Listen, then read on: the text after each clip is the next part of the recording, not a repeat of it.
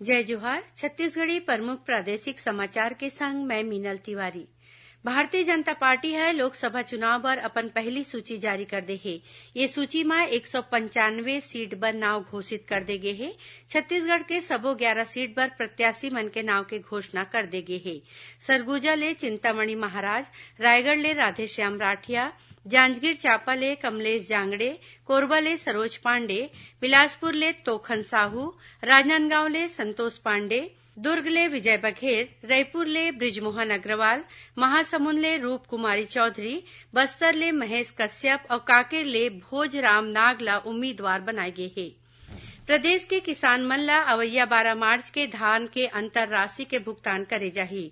मुख्यमंत्री विष्णुदेव साय ह आज जसपुर जिला के तामामुंडा में राखे गे कार्यक्रम में ये घोषणा करत बताइन कि ये दिन करीबन 13,000 करोड़ रुपया के भुगतान किसान मन ला करे जाही। महतारी वंदन योजना के लाभार्थी मन के खाता में आधार सीडिंग के काम ला झटकिन करे खातिर इतवार और आने छुट्टी के दिन में घलो बैंक खुला रही। भारतीय जनता पार्टी के संयुक्त मोर्चा के बैठका 4 मार्च के रायपुर प्रदेश कार्यालय में बिहनिया 11 बजे होही।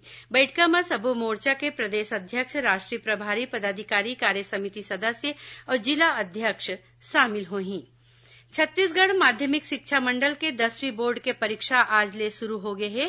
पहली दिन हिंदी के पेपर होइस। 10वीं के परीक्षा में एक गांव प्रदेश भर ले करीबन 3,45,000 विद्यार्थी शामिल होवत हैं। बीजापुर जिला में माओवादी मन ह भाजपा नेता और जनपद सदस्य तिरुपति कटला के धारदार हथियार ले हत्या कर दीन।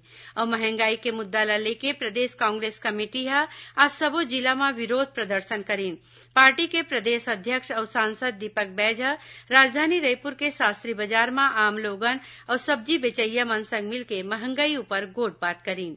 ये रही अब तक के प्रमुख प्रादेशिक समाचार। जय जोहार।